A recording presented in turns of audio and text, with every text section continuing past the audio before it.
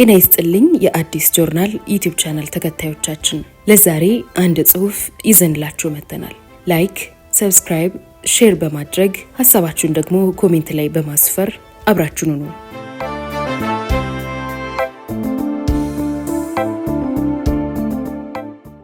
የኢትዮጵያን የጦር መርከብ ማንሰረቃት? ከሞት ጋር ትግል በጨው ባህር፣ በጉታ ዲቃን። ከሳሌም መጽሔት የተወሰደ።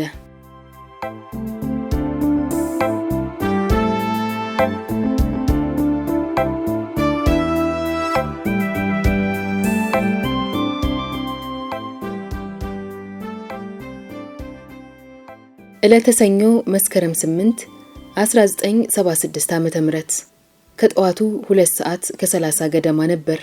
ቁጥራችን ወደ 20 የሚደርሰው የባህር ኃይል መኮንኖችና መርከበኞች በአንዲት አነስተኛ የጦር መርከብ ለቅኝት ከአሰብ ወደብ የተንቀሳቀስ ነው።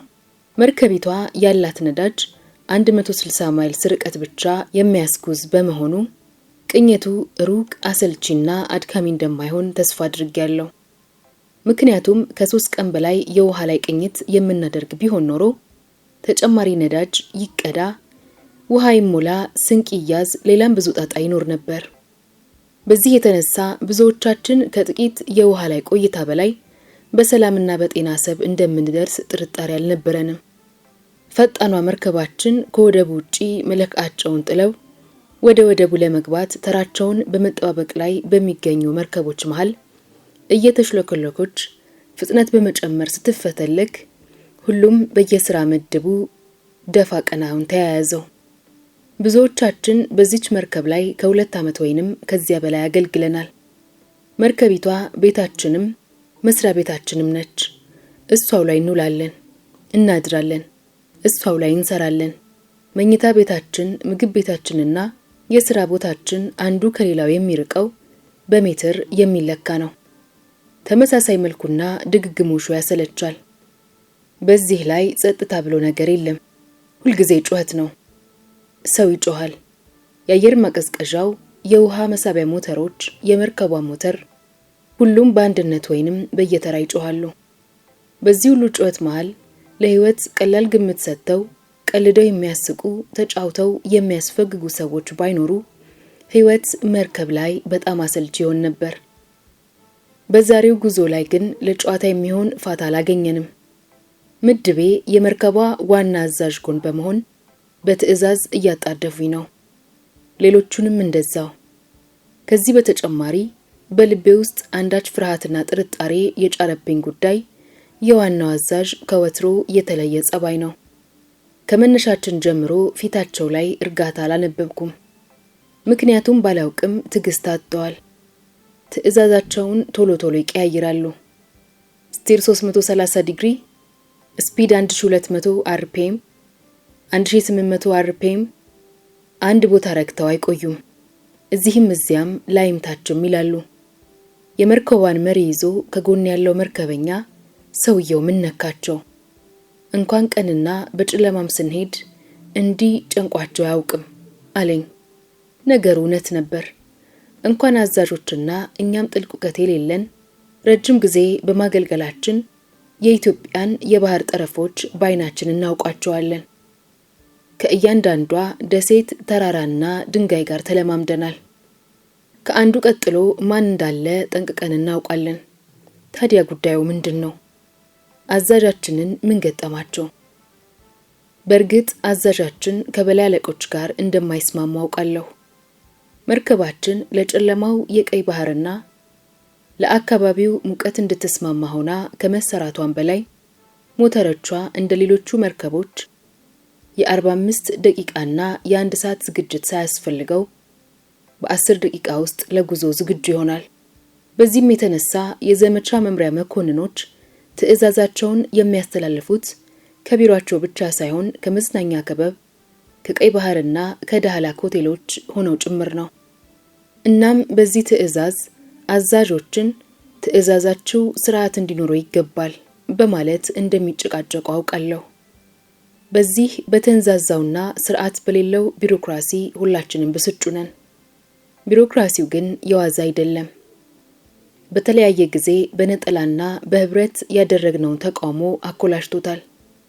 ጓደኞቻችንን እስከ ማጣትም አድርሶናል። በተለይም የመርከባችንን ዋና አዛዥ የማስታውሳቸው በተቃውሞ ምክንያት ተይዘው ለመቀጣጫነት ጉርጉሱም ላይ 11 ጓደኞቻችን የተገደሉለት ማታ በተናገሩኝ ንግግር ነው። ያቺ ዕለት ድብርታም ቀን ነበረች። በአይናችን ስር የተከናወነው ርሸና የሁላችንንም ህልውና አሳሳቢ አድርጎት ነበር። ከግማሽ በላይ ሰራዊቱ ለምሳ ወደ ምግብ ቤት አልሄደም። በአይኑ ደም እየታየው በአፍንጫው ትኩስ ደም እየሸተተው እያቅለሸለሸው የምግብ ፍላጎቱ እንደተዘጋ ማታ ደረሰ። ኃይለኛዋ ፀሐይ ጠልቃ ቦታዋን ቀዝቀዝ ላለው የታህሳስ ምሽት ለቀቀች። የባህር ኃይሉ ምድብ ካለበት ወደ ምጽዋ ከተማ ሰዎችን የምታመላልሰው ጀርባ ከመቼውም ጊዜ በላይ በሰው ተሞልታ ነበር። የደመወዝ ቀን ያልጠጣ መርከበኛ አይደለም የሚል አባባል ቢኖርም የደመወዝ ቀን እንኳን እንደዚህ ሰው ወጥቶ አያውቅም። ግና ከአንድም ሰው ፊት ላይ ፈገግታ የለም። ድብርታም ቀን፣ ድብርታም ፊት። ሰው በየምክንያቱ ይጠጣል። ለመጠጣት የግድ ምክንያት መኖር አለበት። በደስታ ላይ ደስታ ለመጨመር ደስታን ምክንያት አድርገን እንጠጣለን። ሲከፋንም ሐዘንና ችግራችንን አሳበን እንጠጣለን። ለተወሰነ ጊዜ ራሳችንን ለመርሳት በችግራችን ውስጥ ችግራችንን ለመደበቅ የመጠጥ በርኖስን ከባለን። የዚህ ቀን የሰው ብዛትም ለዚህ ይመስለኛል። ደግሞም ነው። ከብዙዎች ጋር በመዝናኛ ቦታ ላይ ተገናኝተናል። እኔም በዚህ አይነት ራሴን ረስቼ በሐሳብ ባህር ማዶ ተሻግሬ በፈረንጅ ሙዚቃ እየተወዛወዝኩ ወደ እኩለ ሌሊት ላይ ዳንስ ማረፊያ ውስጥ በአገር ልጅነት የምንጠያየቀውን የአሁኑን የመርከቤን አዛዥ አገኘዋቸው። በዚህ ወቅት የአንድ ሚሳኤል መርከብ ምክትል አዛዥ ነበሩ። ጤና ይስጥልኝ አልኳቸው። ከግቢ ውጪ በማዕረጋቸው ወይንም ጓድ በሚል መጠሪያ እንዳልጠራቸው ደጋግመው ነግረውኝ ነበርና ተቀጣይ ስም አላስፈለገኝም። ጤና ይስጥልኝ፣ ዛሬም ትጠጣለህ አሉኝ። አሁን ራሴን ለመርሳት፣ ዓለምን ለመርሳት፣ ችግር ለመርሳት የሚያስፈልገው ዘላቂውን መፍትሄ መፈለግ ነው። ይህ መጠጥና ዳንስ መፍትሄ ሊሆን አይችልም። ይልቅ ነገር አስምታትህ ጨምረህ ትነሳለህ። ችግሮቹ ቦታቸው እንዳሉ ሆነው ታዲያ እኔ ታዛዥ እንጂ አዛዥ አይደለሁ። ራስን በማይጎዳ መንገድ በግልም ሆነ በጋራ የሰራዊቱ ችግር የሚቀለልበትን መንገድ ማሰቡ አይከፋም። ደግሞ መንገዱ አለ አሉኝ። ከእንግዲህ ይህን ከተናገሩኝ ከስንት ወር በኋላ ነበር የመርከቤን ዋና አዛዥ ተክተው በአንድ መርከብ ላይ መስራት የጀመርነው። በጣም ዝምተኛ ከመሆናቸውም በላይ ብቸኛ ናቸው። እድገት አግኝተው አዲሱ ስራ ላይ ሲመደቡ እንኳን ደስ አሎት ለማለት የመጣ ጓደኛ እንኳን አልነበራቸውም። ከተማ ለመዝናናት የሚወጡት ብቻቸውን ነው። በአጋጣሚ ካገኙት ጋር ይዝናናሉ፣ ይጫወታሉ። በበነጋው በስራ ቦታ ላይ ብቸኝነቱና ዝምታው ይቀጥላል። በምንም አይነት ትላንት ስላሳለፉት ምሽት አያወሩም፣ እንዲያወሩም አይፈልጉም። በእሳቸው እምነት ትላንት ያለፈ የታሪክ ቀን ነው። ለነገ ደግሞ ነገ አለ። ለዛሬው ካጋጠማቸው ጋር ያሳልፋሉ። አንድ ቀን አለቃዬ ከሆኑ በኋላ አጋጣሚ አገናኝቶን ከዚህ በፊት እንደምናደርገው መገባበዝ ጀመርን። የኔና የእሳቸው ግብዣ ለየት ያለ ነው። ወር ላይ ከተገናኘን ሙሉ ግብዣ ይጋብዙኛል። ደሞዝ ከወሰድን ቆይቶ ከሆነ የጀርመኖቹን አይነት እንካምጣ እንገባበዛለን። ታዲያ በመጫወት ላይ ሳለን ያን መፍትሄ ያጣውትን ጉዳይ አነሳውባቸው። የጋራ መፍትሄ ማግኘቱ ይከብዳል። የግል ጥረቴን ግን እንደቀጠልኩ ነው። በቅርብ ቀን ወደ ግቤ ደርሳለሁ። ታዲያ ያ መፍትሄ ያጣ ጥረት ዛሬ ሆን የሚደመደመው ፍርሃት ተሰማኝ። የግሪክ የባህር አምላክ ሳይቆጣ አልቀረም። ውሃውን ከስረ መሰረቱ ያነቃንቀዋል። በተራራ ላይ ተራራ እየሰራ ይመጣና መርከቧን ይገጫታል፣ ይንጣታል። በግምት 3 ሰዓት ከ45 ደቂቃ አካባቢ ከአሰብ ሰሜን ምስራቅ ደርማ ከሚባል ቦታ ደረስን። ከመርከባችን በስተግራ 3 አነስተኛ ደሴቶች ወይንም የድንጋይ ቋጥኞች ነበሩ። አዛዡም የመርከቧን ፍጥነት እንድቀንስ ነግረውኝ ፍጥነቷን ቀንሼ አመቺ ቦታ ለመፈለግ ድንጋዮቹን መዞር ጀመርን። ወዲያውም ከድንጋዮቹ በስተሰሜን 5 ማይልስ ርቀት ላይ ስንደርስ መርከቧን እንዳቆም ታዘዝኩ። መርከቧ ቆመች። መርከቧ እንደቆመች የእሳት አደጋ ሳይረን ተሰማ። ከምግብ ቤት፣ ከመኝታ ላይ፣ ከስራ ቦታ ሁሉም የተመደበበትን የእሳት ማጥፊያ በመያዝ ከቦታው ደረሰ። ልምምድ ቢሆንም እንደ እውነተኛ እሳት የየምድባችንን ተግባር ተወጣን። በመቀጠል የጦርነት ማስጠንቀቂያ ደውል ተደወለ። ሁሉም ዝግጁ መሆኑን ካስታወቀ በኋላ ፋየር ሲባል ኢላማ የሆነውን ድንጋያማ ደሴት በሞርታር በ50 ካሊበር አመድ ውስኪቦን ደበደቡ። ይህን ጊዜ ሁሉ አለቃችን ያልቧቸዋል። ትዕዛዛቸው ወዲያው ነው። የተኩሱ ልምምድ እንዳበቃ አለቃችን ከመኝታ ክፍላቸው 2 የውስኪ ጠርሙስ በማውጣት አንዱን ወደ ውሃ ወረወሩት። እናም መሳሪያ የያዘውን አባላችንን ጠርተው እስቲ ልሞክር በማለት መሳሪያውን ተቀብለው ከላይኛው ወለል ላይ ሆነው በማነጣጠር አንድ ተኮሱ። ሳቱ። በሁለተኛው መቱ። በዚህ ሁሉ የባህር እንቅስቃሴ በ2 ጥይት መምታት መቻላቸው ከመሳሪያ ጋር ጥሩ ትውውቅ እንዳላቸው የሚያስረዳ ነው። ሁለተኛውንም ጠርሙስ ወደ ውሃ ወረወሩና ሌላ መሳሪያ በመቀበል መተኮስ ጀመሩ። በዚህ ጊዜ እንደ ቅድሙ አልቀናቸውም። በ5ኛው ጥይት ነበር የመቱት።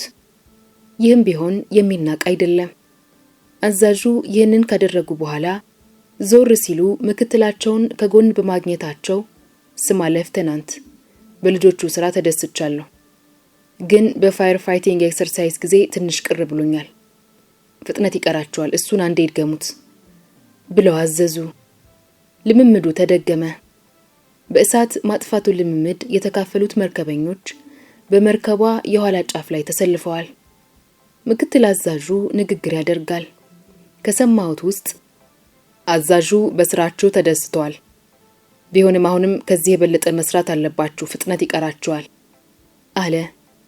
በወታደራዊ ስነ ስርዓት አመልክቼ ከሰልፉ ስቀላቀል ምክትል አዛዡ ጥያቄ ያለው ብሎ ሳይጨርስ ዋናው አዛዥ ከኛ አንድ ዴክ ከፍ ብለው ከቆሙበት ሆነው በኃይለኛ ቁጣ አቁም አሉት።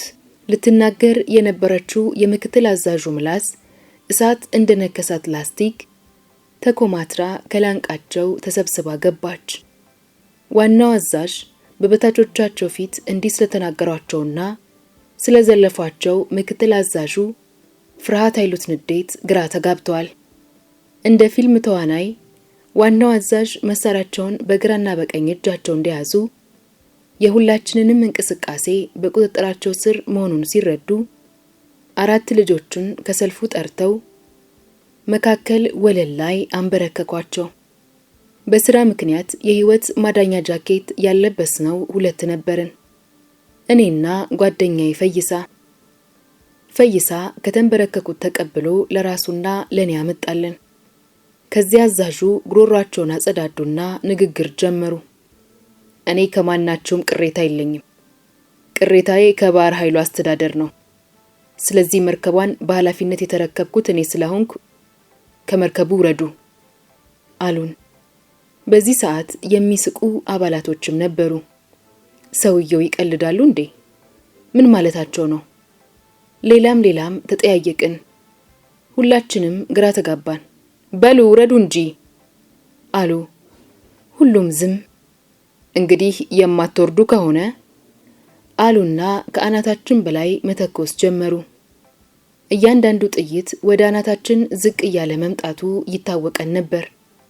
እንግዲህ ጎበዝ፣ እዚህ ላይ ከመሞት እየዋኙ መሞት አይሻልም አለና ዘሎ ባህር ገባ አንዱ አባላችን። እሱን በማየት ምክትል አዛዡም ዘሎ ገባ። ከዚህን በኋላ የመርከቧ ኤሌክትሪሻን ምክትል አዛዡ የለቀቃትን መርከብ እኛ ምን እናደርጋለን እንውረድ እንጂ ብሎ መልስም ሳይጠብቅ ዘሎ ወረደ። አብዛኛው ሰው ተከትሎት ባህር ገባ። መጨረሻውን ለማየት ጃኬቱን የማስተካከል መስዬ ቆሜያለሁ። ከጎኔ የሬዲዮ ሰራተኛና ምግብ አብሳያችን ቆመዋል። አትወርዱም አሉ አዛዡ። እኔ ዋና አልችልም፣ መሞት ካለብኝ እዚሁ ላይ ልሙታልና ምግብ አብሳያችን ወለሉ ላይ ቁጭ አለ። ሬዲዮ ሰራተኛችን ደግሞ እኔም ዋና አልችልም። አሁንም እንደገና ጥይት በጆሮአችን ዙሪያ ማፏጨት ጀመረ። ለኛ የሚተኮሰው ጥይት ባህሩ ላይ ያሉትን ለጥቂት እየሳተ ከጎናቸው ያርፍ ጀመር። እነሱ ደግሞ ባህር ላይ ሊጨርሰን ነው ብለው ተረብሸዋል። የሰውየው አያያዝ የማያመች መሆኑን ስረዳ ዘልዬ ባህር ገባው። የሬዲዮ ሰራተኛውም ተከትሎኝ ገባ። ገና ገብቼ 1-2 እንደቀዘፍኩ ምክትል አዛዡ ውሃ ውስጥ ሆኖ ትዕዛዝ ይሰጣል። በፕሮፔለር ሊጨርሰን ነው ተበታተኑ እያለ። በሱ ትዕዛዝ ሁሉ ተበታተነና 1-2 እየሆነ ቅድም ወደ ተደበደበችዋ ደሴት ጉዞ ጀመረ። እኔም ወደዛው ለመሄድ ገና መሳብ እንደጀመርኩ ከኋላዬ ስሜን የሚጠራ ሰው ሰማሁ። መጀመሪያውኑ ከመርከቧ ያለ አግባብ ሲወርድ ብልቱን በውሃ ተመቶ ህሊናውን ስቶ የነበረው አባላችን ነበር የሚጠራኝ። እሱን ለማየት ዞር ስል ዋናው አዛዥ አንዱን ክላሽንኮቭ ወደ ባህር ሲወረውር አየሁ። ከዚያም የመርከቧ ሞተር ከፕሮፕለሯ ጋር የሚያገናኘውን ትሮትል ወይንም ዘንግ ወደፊት ገፋና ምንም ሳይቆይ የመርከቧን ፍጥነት ጨምረው ተፈተለጉ። ባለፉት ቅርብ ቀናት በጎረቤት ሀገር ላደረገችው የጉብኝት ጉዞ አስፈላጊው ጥገና ሁሉ ተደርጎላት የነበረችው መርከብ በዚህ ፍጥነት ባህሩን እየሰነጠቀች ስትሄድ ካለሁበት ሳልነቃነቅ ዝም ብዬ ባይኔ ተከተልኳት። እያነሰች ሄዳ ነጥብ አከለች። በቃ ስኮርፒዮን ደህና ሁኚ፣ ንብረት ቤት ደህና ሁኚ፣ ህይወት ደህና ሁኚ አልኩኝ በሐሳቤ። ከሄድኩበት የሐሳብ ሀገር ስመለስ የቅድሙ ድምፅ አሁንም ይጠራኛል። ጥለኸኝ ትሄዳለህ? በቃ እኔ እዚሁ ተበልቼ እቀራለሁ ማለት ነው? እባክህን ትንሽ እርዳኝ፣ እኔም እሞክራለሁ አለና ወተወተ። ሌላው ደግሞ ጎበዝ፣ አንድ ጥይት ለኔ፣ ምን ነው ዋኝቼ ላልወጣ ለምን ስቃይን ታበዙታላችሁ ይላል። 4 ሆነን ቀርተናል። 3ቱ ዋና ስለማይችሉ እኔ ደግሞ ለምንድን ነው እንጃ። ካሁኑ ሞት አይኑን አፍጥጦ ጥርሱን አግጦ እንደ ኪንን ሊውጣቸው የመጣ ያህል ፈርተዋል። 3ኛው ግን ደፋር ነው። የሬዲዮ ሰራተኛችን ነበር። 2ቱን አረጋግጬ አንድ ላይ አሰርኩና እሱን ለማምጣት ሲሄድ አልፈልግም፣ በእኔ ምክንያት እንድትቸገር አልፈልግም፣ ይልቅ እርዳታ ከመጣ እዚህ መሆኔን ንገርልኝ አለኝ።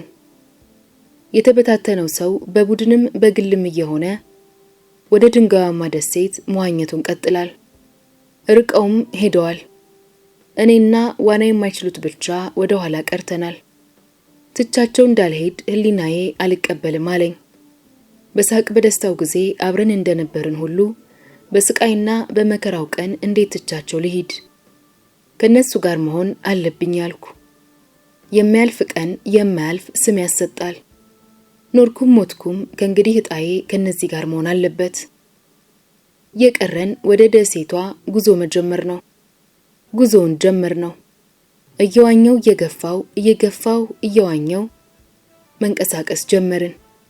ብዙም ሳንርቅ እጄን ይደክመኝና እናርፋለን። አረፋ እየደፈቀ ከመሬት አቅጣጫ ወደኛ የሚገሰግሰው ሞገድ ወደ ውስጥ የመጣነውን ያህል ይመልሰናል። ደግሞ እንደገና መግፋት፣ መዋኘት፣ መድከም፣ ማረፍ፣ እንደገና የመጣነውን ያህል ወይም ከዚያ በላይ ወደ ኋላ መመለስ። በዚህ ላይ ሰው አይተው የማያውቁ የባህር አሞራዎች ካገኙት አካባቢ ስጋችንን ሊቦጭቁ ወይንም አይናችንን ሊያጠፉ በላያችን ላይ አንዣብባሉ።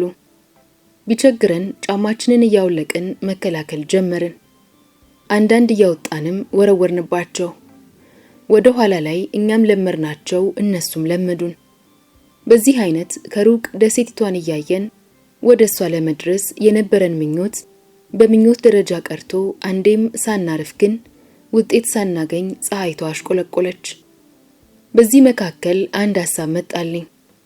በብዛት ሆነን ያለምንም እረፍት ብንገፋቸው በቀላሉ ሊወጡ ይችላሉ። ስለዚህ ወደ ደሴቲቷ ሄጄ ሰውን በማስተባበር ተመልሰን መተን ሰዎቹን ለመርዳት እንድንችል ወይንም እርዳታም ከደረሰ በቅድሚያ ለነሱ እንዲደርስ ለማድረግ የኔ ወደ ደሴቷ መሄድ አስፈላጊ እንደሆነ አመንኩበት። ስለዚህ የኔ እዚህ መቆየት ምንም ውጤት ስለማይሰጥ በኔ መሄድ እንዲያምኑ ማግባባት ነበረብኝና ይህንን አደረኩ። በመጨረሻም ልጆቹ በኔ መሄድ አስፈላጊነት አመኑ። የሻርክን ዓይን የሚስቡ ማንኛውም አብለጭላጭ ነገር፣ ቀበቶ፣ ብረት፣ የእጅ ሰዓትና አብረቅራቂ ቁልፎች ሳይቀር በኪሳችን ከተን ስለነበር ስንት ሰዓት እንደሆነ ባላውቅም ፀሐይ ካሽቆለቆለች በኋላ ጉዞ ጀመር። አቅሜ ፈቀደውን ያህል ከቦታው ለመድረስ ጥረቴን ቀጠልኩ። አሁን ብቻዬን ስሆን ጊዜ ፍርሃት አለኝ።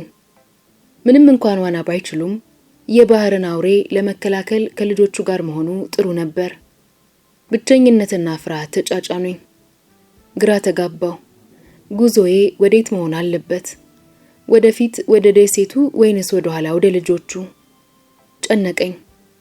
እኔም መውጣት የምችለው ለልጆቹም እርዳታ የማደርሰው የግድ እኔ ደሴቷ ላይ ከደረስኩ ብቻ መሆኑን በማመን ጉዞዬን ወደፊት ቀጠልኩ። ስንት ሰዓት መፍራት ይቻላል? ከሞት ጋር ተፋጦ በብዙ ሰዓትና ቀናት ይቆያል። ግን ፍራቻው ለጥቂት ጊዜ ብቻ ነው። ካሁን በኋላ በማንኛውም ሰዓት በባህር አውሬ እበላ ይሆናል። የስኪውን ግን ጥረቴን መቀጠል ይኖርብኛል። ፀሐይ ከተለቀች ትንሽ ቆይቷል። ወደ ደሴቲቷ ለመድረስ አሁንም እንደጣርኩኝ ነኝ። ሆኖም ብዙ ይቀረዋል። ጊዜው ግን እየመሸ ጨለማው የብርሃንን ቦታ ቀስ በቀስ እያስለቀቀ ነው። የህይወት ብርሃናችን አብሮ እየለቀቀ ይሆን? ተስፋችንስ ከምሽቱ መጨለም ጋር አብሮ ይጨልም ይሆን? በጀርባዬ በጎኔና በሆዴ የሆንኩ ቶሎ መዋኘት ቀጠልኩ። ባለኝ አቅም ሁሉ ዋኛለሁ። ቀና ብዬ ሳይ ግን ርቀቱ ያው ነው። እኔ ወደ እርሷ የሚሄደውን ያህል የምትሸሸኝ መሰለኝ። ከጧት የጀመረው ንፋስ አሁንም ይነፍሳል። ባህሩ ይናጣል፣ ይዘላል፣ ይፈርጣል፣ ይነሳል። በአይኔ፣ በአፌ፣ በአፍንጫዬ፣ በጆሮዬ ጭምር ይገባል። አንዳንዴ ትንታው አየር መሳብ እስከሚያቅተኝ ድረስ የአየር ቧንቧዬን ዘግቶ አይኔ ፈጦ ሞቴ የቀረበ ይመስለኛል። ያም ሆኖ ጉዞዬ ወደፊት ነው። አካባቢውን ጨለማ እየዋጠው ስለሄደ ደሴቷ የምትታየኝ በጣም ድንግዝግዝ ባለ ሁኔታ ነው። አቅጣጫዬን እንዳልስት አንዳንድ ኮከቦችን ምልክት በማድረግ ወደ እሷ ለመድረስ ሙከራዬን ቀጠልኩ። ይህም ብዙም አልጠቀመኝም። ጨለማው እየከበደ ሲሄድ ብዙ ተመሳሳይ ኮከቦች መውጣት ጀመሩ። ከዚህ በተጨማሪ ማዕበሉ በአይኔ ላይ ተረጭቶ አይኔን ሲያስጨፍነኝና ቆይቼ ስከፍት የትኛዋ ኮከብ እንደሆነች ጠፋችብኝ። በቃ ወዴት መሄድ ይቻላል? ወዴትም። እዚህ ላይ ጥረቴ ያበቃል። ወዴትም አቅጣጫ መሄድ ስለማልችላልኩና ደመደምኩ። ዋናውን ካቆምኩ ቆይቻለሁ። አካባቢው ሙሉ በሙሉ በጨለማ ተውጧል። የባህር እንቅስቃሴው አሁንም አልቀነሰም። በዚህ ጊዜ ውስጥ ብዙ ማይል ወደ ውስጥ ይዞኝ እንደሄደ ገመትኩ። በመሆኑም ለተወሰነ ጊዜ ከማዕበሉ ተቃራኒ መዋኘት እንዳለብኝ ተረዳው። ትንሽ እንደዋኘው ከመጣሁበት አቅጣጫ ባህሩ ሲያባራ ተመለከትኩ። በቃ ሕይወት አዲዮስ። ሻርክ ወይንም ሌላ አውሬ በከፍተኛ ፍጥነት ወደኔ እየገሰገሰ መሆን አለበት አልኩ። ሰውነቴ ተኮማተረ። መላው አካሌ ጅማት የሆነ መሰለኝ። ከጥቂት ሰኮንዶች በኋላ የአካል ክፍሌ ስጋ ይቡጭቅለታል። ወይንም ይዞኝ እስከ ባህር ወለል ይወርድና እዚያው በውሃ ግፊት ፈንድቼ ሞታለሁ። ሰውነቴን ነዘረኝ። ሆዴ የሆድ ዕቃዎቼን ሰብስቦና ጠቅልሎ መያዝ ያቃተው መሰለኝ። በዚህች አጭር ጊዜ ብዙ ነገር አሰብ። እናቴ ብቅ አለች። ከነንቅሳቷ ስታለቅስ ታየችኝ። ምን ታረጊ? ያለኔ የለሽም አልኳት። ከዚያማ የተወለድኩበት ሰፈር፣ ጓደኞቼ፣ ትምህርት ቤቴ፣ ባህር ኃይልና ጓደኞቼ፣ ምጽዋ፣ አሰብ፣ አስመራ፣ አዲስ አበባ ግቢ፣ ከተማ፣ የአባቴ ልጆች፣ ዳንስ ቤት፣ ቢራ፣ ሴት። ለካ ይህን ሁሉ ትቼ ነው የምሞተው። መሞቴ ካልቀረ ትንሽ ወሲብ እዚህ ውሃ ውስጥ እንኳን ቢሆን። አይ ነፍስ! በዚች ጊዜ ውስጥ ስንት ነገር ነካካው፣ ስንት ቦታ ደረስኩ። አውሬው አይመጣም እንዴ? አድፍጦ ይሆናል አልኩና እኔም አደፈጥኩ። የዛሬ ታሪካችን ይሄ ነበር። የመጀመሪያው ክፍል ነው። ሁለተኛውንና የመጨረሻውን ክፍል በሚቀጥለው እናቀርባለን።